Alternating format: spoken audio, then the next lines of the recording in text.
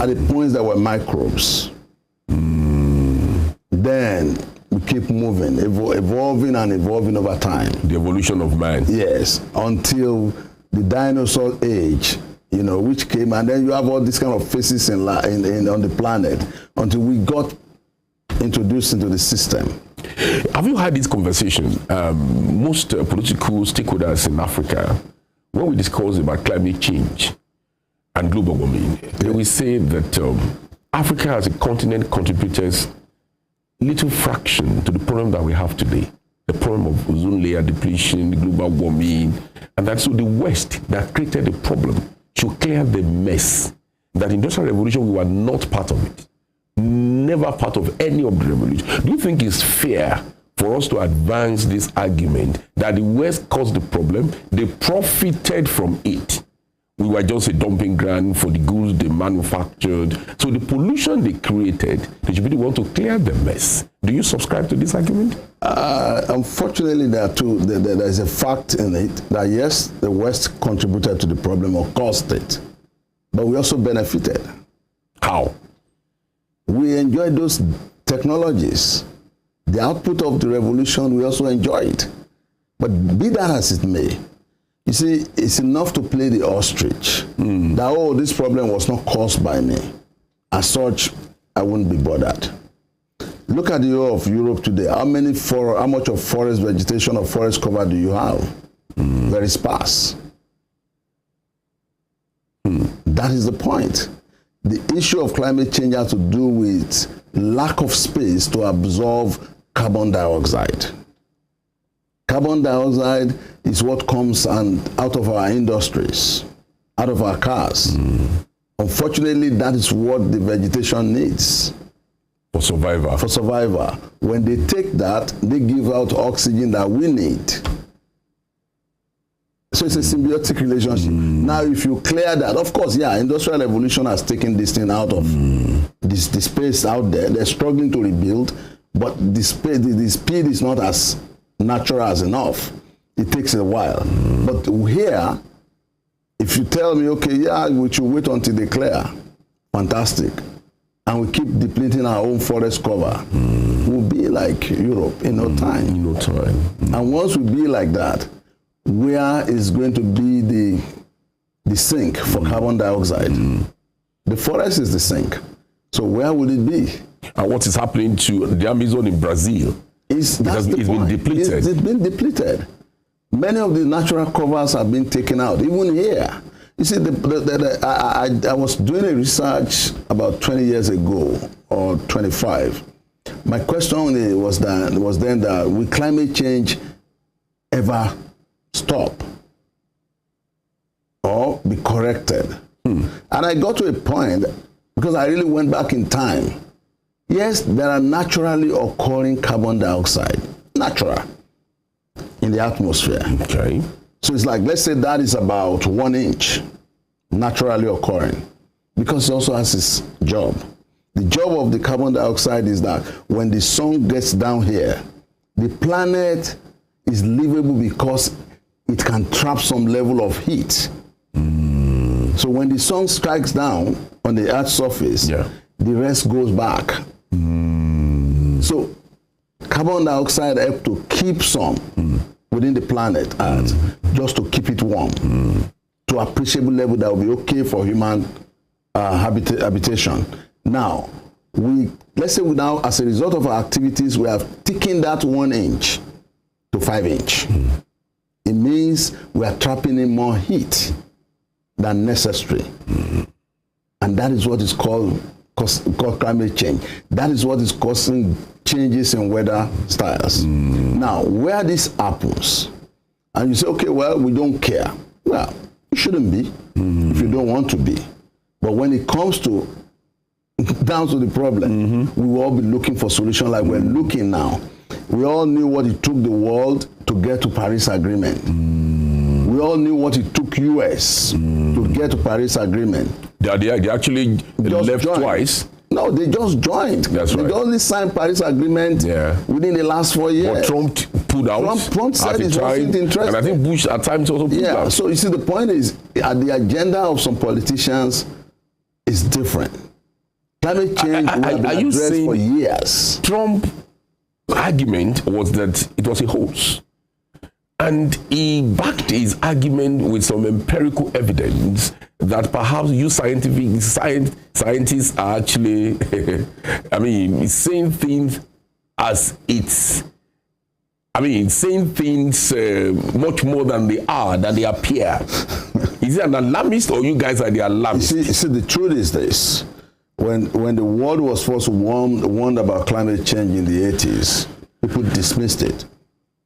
When some scientists said, look, there's danger looming ahead. If we continue this way, we need to change these substances in our product. They dismissed it. Because one, you see, when I mean capital, I mean finance, is driving development. Profit is at the end of it. When profit is concerned, then it becomes difficult for you whose idea or whose position would affect business people's profit to advance further. Because who sponsors government is the businessman. That's right. So the businessman will get the government to deny a fact. Wow. Which is what was done with Trump, which was done with Bush. I mean, the Republican agenda is that, look, let the business, the capital move. Let to preserve their money. That is it. It's about profit. Is it true? They're not contending that. They never did. They only just was protecting the profit. Wow. That's the point. No. So we have so much of alternative facts in the world today.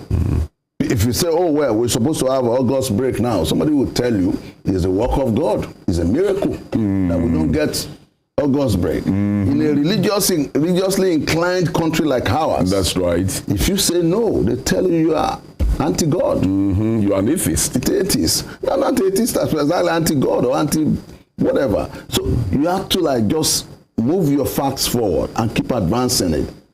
But you see, these things are also biblical. I pointed to it in my lecture. Prof, I know there are so many United Nations protocols on climate change. Yeah.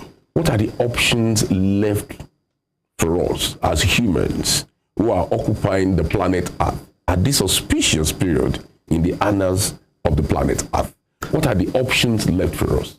So the good part is this. Today, the Western world, they are all taking very big steps.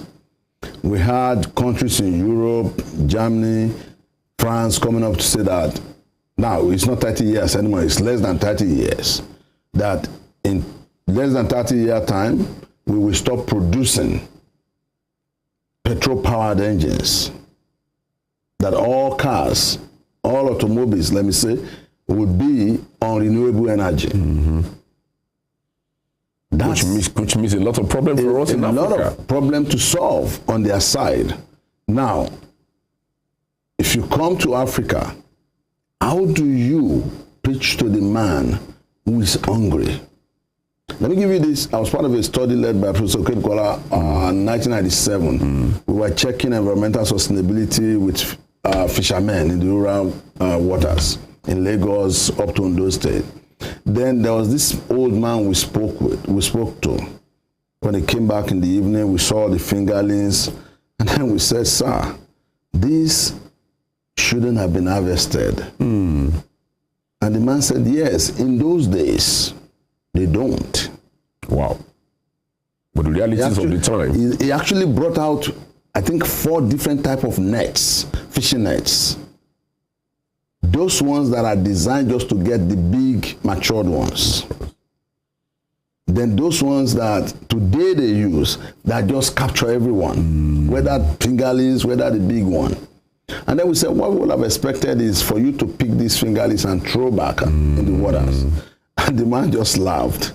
And then he raised up his fingers. He said, what is this? He said, your fingers. He said, are they equal? We said, yes. That is the situation of things. There are people who cannot afford the big fish. They are the ones who buy the fingerlings. But we don't want them to have proteins. That is the nature of things. That's right. So what is making him do that, even at his very individual level, is also profit. He has to pay for something. Maybe his children's school fees. How will they get the money? If he's just selling fish to the rich, it might not even get a good return. So the thing is to maximize your catch. So that is how bad things are. But you see, it's also good that Nigeria recently is talking about CNG, compressed natural gas. Before you go into that, in the build-up to the 2023 presidential election, at a campaign program in Kaduna, President Bola Ahmed Tinubu was then a candidate. He was asked his opinion about climate change, and he did say something. He said that you don't expect a church rat not to consume anointing oil. That if you are telling Africans to forgo coal, to forgo fossil fuel, what are the alternatives left for us? That the West should come in handy to provide alternatives for us. Do you subscribe to that? Yeah, his statement might be rooted in the outcome of 1992 World Environment Program or Conference in Brazil, in Rio, Brazil, when the South or Global South countries got together and Northern Hemisphere, Western world people later joined. The agreement was that, look, you don't want us to destroy what we have. That's right. Pay for it. That is, support us with the technology, with the finance, such a way that we won't have to destroy what we have anymore. Then we can begin to gradually move away. But you see, agreements were signed. The Western world rejected the idea. Why? Because they're like, you guys are going to be the one that will suffer it anyway. That was their thought. But actually, they are the ones suffering it now. But the Global South is protected to an extent. To an extent. So that is, if you look at President Ahmed Tinubu's position, that, I mean, that kind of analogy is also lame. I mean, without difference to him, that's also lame. We can't say we're going to wait until things are bad. At the point in time, a governor in Nigeria, somebody who later became a governor in Nigeria, was in a conference in Germany around 2020 or 2021, when this idea of fossil fuel engines were being discussed. This fellow stood up to say that, look, we don't care about fossil fuel engines. Bring us the ones that you don't want to use anymore. We need generators to power our economy, to power light. You know, that's also not good. Because at the end of it, we have all these things, all the junks from the West here. We use them for some time, they go dead. That's right. What do we do with them? We don't have the capability to even recycle all this. So we are, you know, at the point also bringing in junks. Yeah. The leftover that is not useful. So if you say you don't expect the church rat not to go for the anointing oil, it won't be the exact anointing, it will be the leftover in the plate. That's right. That's right. So when the church rat is going after that, it means the church rat also is not serious. Prof, if you look, if you watch your television and you scan through channels, international channels, what is happening in Britain, people are complaining that it's so hot. Yeah. It's like being close to hell. Yes. America, people are complaining all over the world. Yes. Australia, what is happening in China, flood is humongous. Yeah. Destroying properties, people are dying. That's right. In thousands. And the Global South is protected to some extent. I mean, the poor nations of the world. Will you say it was the degree of the degradation orchestrated in this part of the world that is causing what they are experiencing now, and that we are shielded to a little bit was because of we did less harm to the atmosphere? Is that scientific? No, it's not. I'm not going to say we are shielded. We are never shielded. We also get our fair share of flooding here. But not in the quantum that they experience it. Yes, but because we don't run the same weather pattern. Okay. But you see, the manifestation of this comes in different form. It's not a one-way traffic consequence. It's a multidimensional consequence that what comes out as black to you may not necessarily come out as black to me. It will come out as red. Look at, we have the farmers, we have the herders. They lived very well as friendly neighbors before. But what we have is that we're having higher rate of aridization of our lands.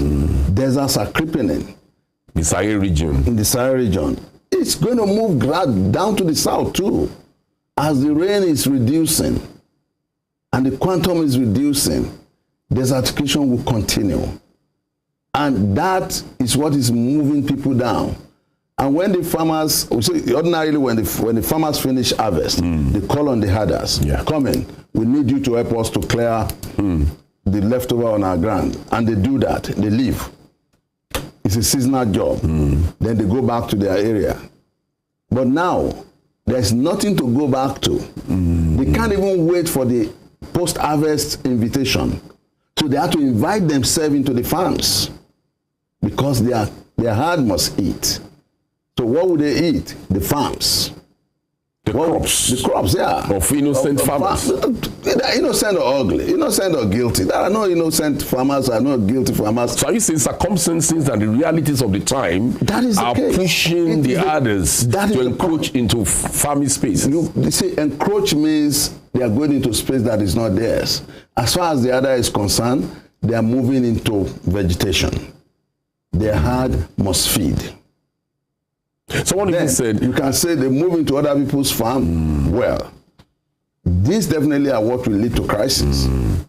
So the manifestation of flooding is different here. To an interview granted by Senator Yocha, and he spoke about the Lake Chad, that the body of waters in Lake Chad has shrunk considerably, and that this hitherto was what provided water for herders' cattle and their animals. And so circumstances there are pushing them down south. Exactly. Because you need to survive. Forget about the war, and of course the Sahel region has been ravaged by all manner of extremism, and coupled with how do you think we can solve this problem in Nigeria in particular? Because the problem is real. Thank you. If you look at the map, the problem is real. Brilliant. And the problem is encroaching. When you see the map daily, the green vegetation is disappearing. And every day we are having desert encroaching to this part of the world. Yes. What do we do? How do we raise a standard against the encroaching desert? See, why we also first need to understand why did Lake Chad dry up. Lake Chad is not getting water from heaven. Lake Chad's water come from tributary feeder rivers. And these feeder rivers are now being dammed. Wow. For one basin or the other. So you have less water going into the lake. That's a serious problem. It is too late though, because now you are dealing with desertification. So when the quantum of water is not enough anymore, the lake begins to shrink. Just like the case of the Aral Sea or the Aral Lake. It's also big. It's a lake, but it's a sea. Bigger than Lake Chad. But it's all shrunk completely now. There's no water in Aral Sea. It's just sand. So Lake Chad at a point in time definitely will dry up. Definitely. So it's obvious that nature is coming back at us because of what we did to nature. Because we didn't take care of nature. We didn't. Was it a deliberate action, or we did it inadvertently because we needed to survive? We needed to create economic opportunities, industrial opportunities for ourselves. But nobody told me that there's a restaurant in the world created by nature. It's called Karma. That it always come back. It's where you don't get what you order. You don't have an opportunity to order. It just serves you what you deserve. That's so right. Nature has a restaurant called Karma. Is that what we are paying for now? I want to believe so. I want to believe so. See, if you keep taking, it's like a glutton. Glutton is that person who just keep eating. Not because he or she is hungry, but because it's responding to the hunger sense. I just want to eat. I just want to eat. Not because he's hungry or she's hungry. It's like, well, I feel like I should eat. Put it in the mouth. So that is it. You see, ask yourself, how many cars do you need as a man or as a family man? You probably don't need more than one. You probably don't need more than one. But go into an average Nigerian family, you see at least 4 cars. What do they do with those 4 cars? Just living a life of opulence and They splendor. all go around, not because they are parked. They all move out of the house every time. They keep burning fossil fuel because we believe... Causing environmental hazard. Once we can pay for it, I can live it. I can leave it. Okay, Prof, please hold your thoughts. We'll be going on a short break now. When we return, I'm going to ask you, what should the global north do more to take care of the problem that they created? My guest has been Professor Anthony KOLA OLUSANYA, a professor of environmental sustainability, and we're interrogating issues around global warming and, of course, climate change. Stay there. Don't go nowhere. We will return shortly. Thank you.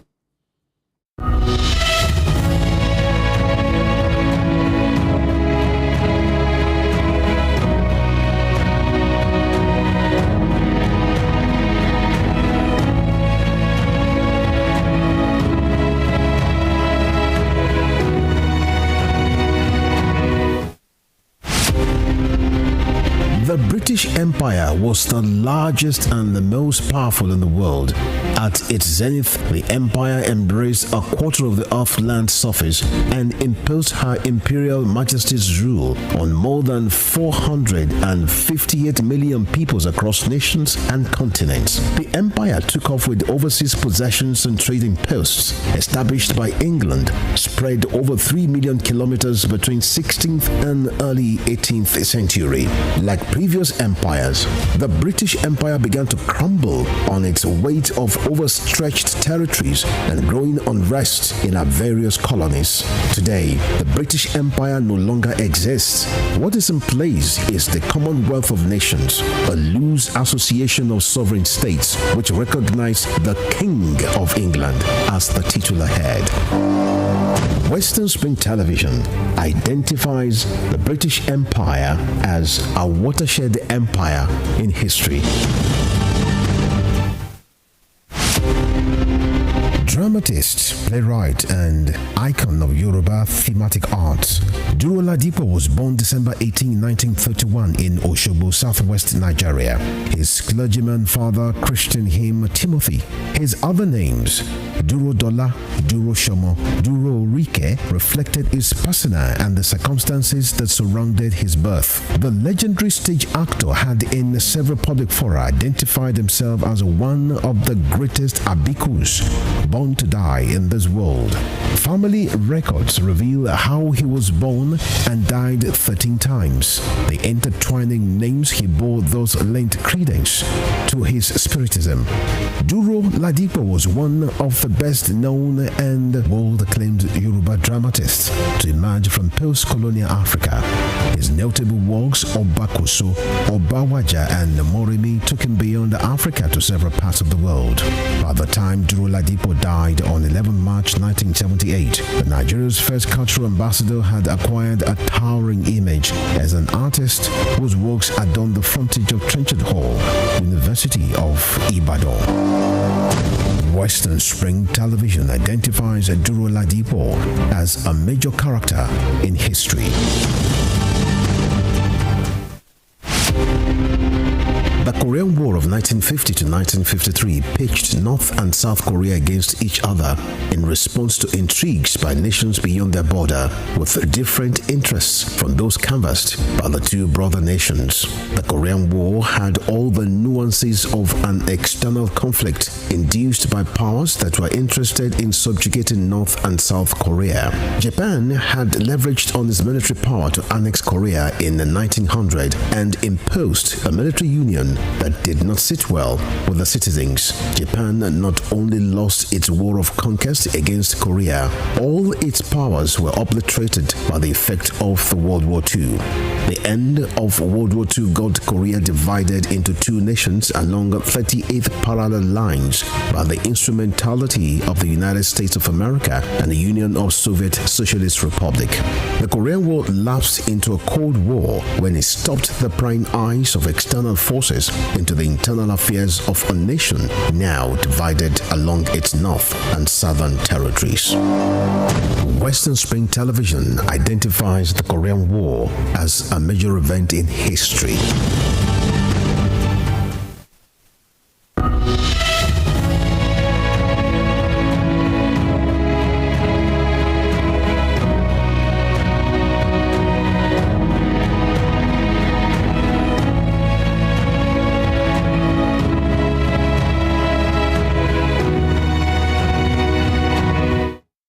Welcome back to Pertinent Questions, and my guest is Professor Anthony KOLA OLUSANYA, a professor of environmental sustainability and the Deputy Vice Chancellor of Uni Osun. Sir, thanks for being here. My pleasure. Yes, the topic remains climate change, global warming. Very important topic. We have it. It's a big elephant in the room, and everybody is concerned. Right. Recently, the former Vice President of the Federal Republic of Nigeria, Professor Osinbajo, said the West must be ready to pay huge sum like reparation for the global South, for Africans and African nations, if they want us to subscribe entirely to the climate change protocols as being prescribed. Our fossil fuel, we have to stop, because nobody will consume it anymore. The coal that we produce in quantum, nobody's going to be buying it anymore. That alternatives for us are limited. That, yes, alternative energy, we should pursue it, but it took us time.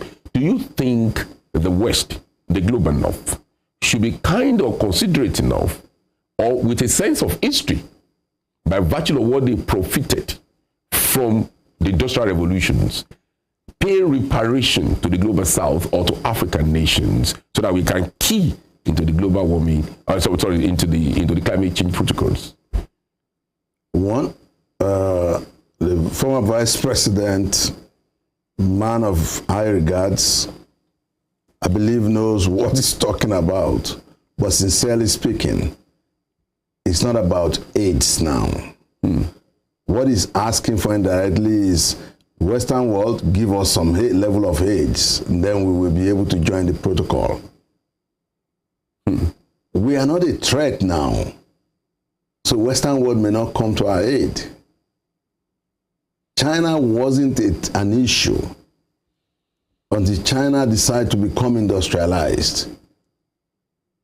China saw the consequence that by the time we were to have the Olympics in China, that China had to close down the industries for like 3 to 6 months ahead of the games because the environment was foggy. Yeah. With so much of all kinds of noxious smokes. And it happened during the COVID-19. Yes. It also everybody stayed at home. So you have to like keep everybody in. Don't power the factories. Don't power the industries so this thing can blow away. Then we have the game. But it also comes at a cost. But you see, the kind of argument we're pushing now is what China did. Oh, pay for our development. Otherwise, we'll continue to do what we're doing. Yeah, it's a two-way thing. We can go the way of China. We'll develop economically.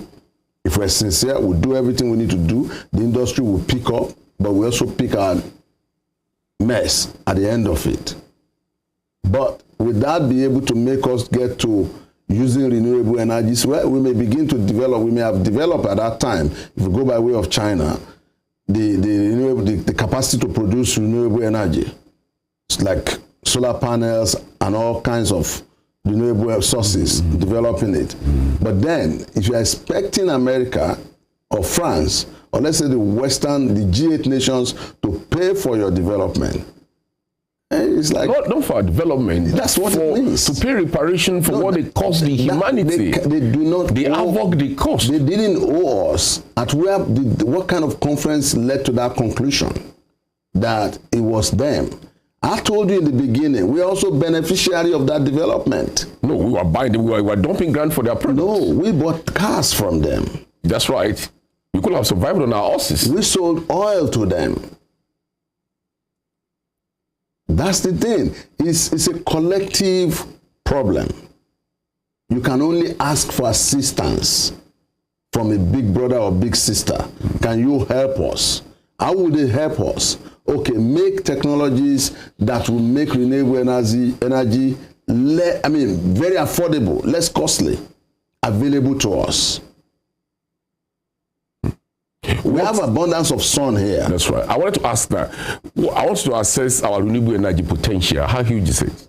And how sustainable is it? See, you just need to understand how this thing works. The solar panels lifespan is between 25 and 30 years. Wow. So if you invest, let's say Western Spring Television House now decides to power this whole place on solar panel, you wouldn't have to buy solar panel for another 25 to 30 years. But the initial cost is very humongous. It's expensive. That is the problem. That is where the issue is. That is why the global south is telling the global north, please come to our aid. It will cost me an average of about 60 million naira from the last estimate to put the two stations, radio and television on sustainable renewable energy. But on the long term, that's right, you will reap the profit. Definitely. So that's why they say, look, this won't get back until about 25 to 30 years for you to change it. The batteries, maybe 15 years. So the amortization period is not 1 day, it's not 2 months. But you see, it's like the Yoruba proverb, a dry dog. So we are not patient anymore. That's what I'm saying. Is it a question of patience or a question of purchasing power or the ability? It's part of it. It's part of it. You see, what we can go to the Western world to do is say, look, make these technologies available to us at subsidized rate. Okay, if a solar panel hypothetically is costing £1 sterling, can we have it for 50 pence, half a pound? If we do that, it means that can drive our renewable energy resources faster.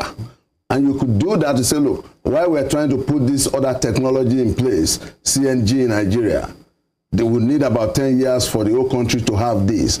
Oh, we need this for us to have electric power stations for our cars, these electric cars. So this we need over the next 25 years. You can do it. It's about policy. But you see, you must have something in place for you to ask for an assistance. Do we have? That's the question. Okay. Now, recently, Prof, NIMET, the nation's weather forecast agency, that's right, predicted that, did a forecast that some state in the southwest, Lagos, Ogun, Osun, Oyo, may witness a very precarious flood incident very soon. That this week or next week, that we should be very careful and watch out for it. That is a reality that is going to come. I know global warming, you're going to talk about that, and climate change. What are the other things that we are doing that make us susceptible to all these incidences? We remove forest covers. See, those trees that we remove are those things that they are the ones that are holding the soil together. When water is coming, it's not coming on an open ground. It comes meets some other forces that reduce the impact. But they are no more there now. They are no more there now. And then, you see, Atlantic City, very beautiful idea. That's right. Victoria Island, very beautiful idea. How did we get there? We were sand-filling archipelagos. And that's where challenging nature. Challenging nature. We kept sand-filling. We kept sand-filling. There's a place, a section that is close to water, the swamp, generally called the wetlands, so that when there is flood, the flood water goes away from the real source and flows into the wetlands. But where are the wetlands, for instance? Now, those are they're caving in and giving room to Atlantic City because you have to sand fill it. So if there is flood, where would the water go? As an environmental scientist, what is the future of Victoria Island and Ikoyi? Some have made some worrisome predictions that in years they may go underwater. It's not the first. It won't be the first one that will go underwater. It won't be the last. Cities have gone underwater. Several. Like Atlantics. Yes. Look, there was a time I went to Benin Republic to make a visit to an older friend. I went to the beach. I saw the house. And I asked the man later, I saw a beautiful house standing by the water. I said, is anybody living there? He said, nobody can live there. Wow. That when the water got so close, it was a massive building. Not like a complex, an estate, owned by one person. Wow. But when the water came, they had to evacuate. 6 months later, this was late 90s, when I went back again, it was only a wall that was standing. The rest had gone. Nature has claimed eventually what belonged to it. That is it. Because the water will find its level. It's right. Not just a statement. That's right. So when you stay on the water line, when its time comes, it will come capture it back. These days, we sand fill water parts. I was, oh yeah, we are developing. That's the crude one we do here. Whereas we should be doing channelization, minding that there is danger ahead. But you see, I said it, how do you tell an hungry man, protect the environment? Mm-hmm. The church right, please don't consume this anointing oil. So it's just a problem that we have to deal with. But it behoves on government to put policies in place. How do we get to this? Before we get into that, because I'm going to ask you on the last note, what are your recommendations? Reading through your inaugural lecture, you come to me, you admitted in it that you are an activist academic. And you spoke about Niger Delta, and I read a lot about it. That is one region that has enjoyed so much attention by scientists, activists, stakeholders, that the nation needs to pay more attention to the plight of Niger Delta. And some will argue that Nigeria has been fair to the Niger Delta region. There's a standing ministry in charge of Niger Delta. There's NDDC. And if you look at the quantum of money since 1999 that has been pumped into that region to rescue the region as the beautiful place that laid the golden egg, and nothing has been done. It's still about resources that will rescue Niger Delta. Is it about consciousness of the people? Is it about advocacy that will rescue them? Or is it about the readiness of the leadership of Niger Delta to do something? Or is it government? What do you think government can do so that Niger Delta becomes a region that we can all be proud of as the beautiful bride that we all have in this nation? It's quite unfortunate that we want to deal with the problem. Rather than deal with those problems, we're sidestepping the problem. That's what it is. You see, you could create ministry. It's just another bureaucracy. Employ civil service, civil servants, and the civil service works. Fine, fantastic. But is it ministry that Niger Delta is needed? I don't think so. What do they need? You say, okay, Niger Delta Development Corporation or NDDC, fine. That's an organ to advance development in the Niger Delta. Maybe that's what the Niger Delta just need. Now the question is, you pump money into NDDC. Who monitors where the money goes? But you see, we are used to tokenism. Get a few women together, give them a banner, and then put some sacks of rice or beans before them, and they dance, photo op. Hallelujah. And then it's shown to us, and we say, oh yeah, we're doing great. That's empowerment. Yes, that's empowerment. That is not empowerment. We pick a club, about 20 of them or 50, we say, okay, these former militants, we take them to Europe or America, they're going to study, then they'll be back. Fantastic idea. I love it. But how many of them? And how sustainable? How sustainable? How many of them have you even taken out? How many of them are hired? You see, this is a case of Nigeria not addressing the problem the way it ought to be addressed. throwing money at an hungry person wouldn't make that person to not be hungry or to be satisfied. You are only giving the money so that the person will feel, I am satisfied. But what does that person do with the money? The money gets to other things. In the Niger Delta area, the first thing is you have to understand, who are the farmers? Who are the most affected? What are the plight of people? Let's take a census of Niger Delta. How many primary schools do they have? Functional. How many secondary schools do they have that is functional? How many teachers do they have in those schools that are functional? Then, who are those that are farmers in the Niger Delta? If they are women, how much empowerment do you give them in order for them to assist or take care of their children, be able to take care of the environment further? Prof, in one word, my director is on my neck that we need to go now. Okay. If you meet Mr. President today, President Bola Ahmed Tinubu, in one word, what will you tell him to do as regards climate change and global warming? See, Bill Clinton, when he was campaigning for US president, at the point in time, then, first time, just said, when somebody was asking me, he said, is the economy stupid? Mr. President, your focus is environment, nothing else. If you fail there, you fail all. Thank you very much. Prof, my pleasure. It's a pleasure to have you on Pertinent Questions. The issues are inexhaustible, and I hope to have you again, but my directors are on my neck. No problem. Now we need to wrap it up. Viewers at home, my guest has been Professor Anthony KOLA OLUSANYA, a professor of environmental sustainability and the deputy vice chancellor of UniOcean. Until next week, when we bring you another quality guest to interrogate pertinent questions on this platform, Pertinent Questions. My name is FEMI ADEFILA, saying bye for now.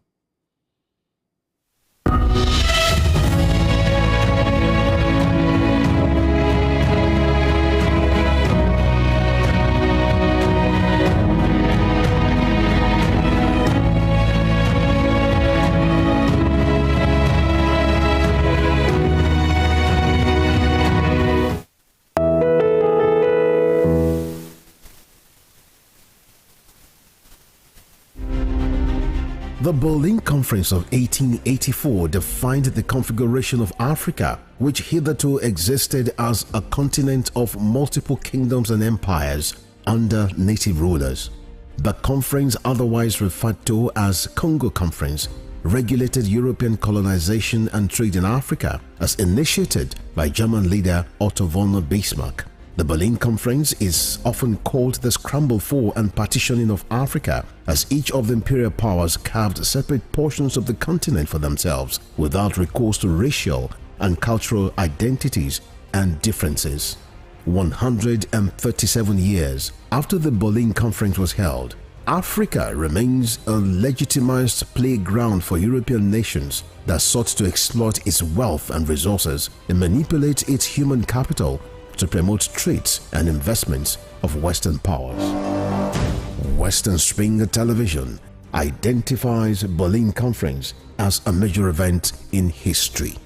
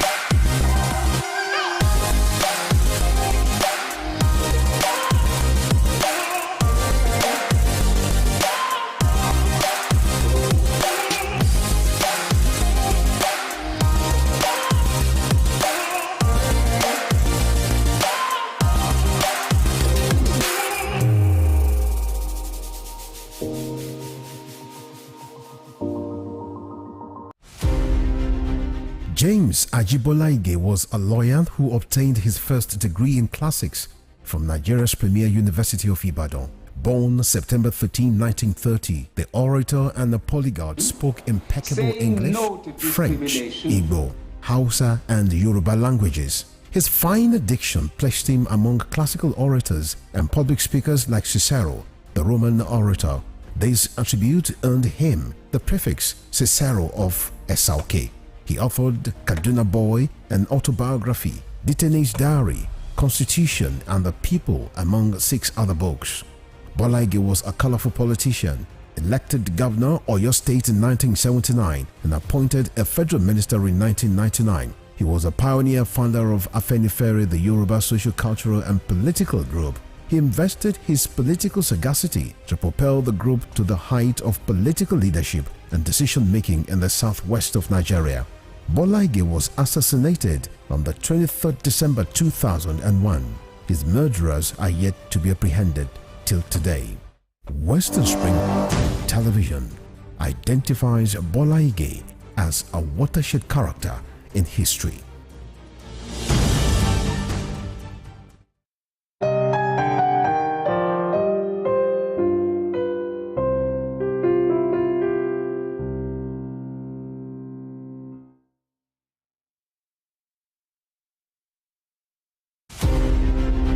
Fumilayo Ransom Kuti was an educationist and advocate of women's rights.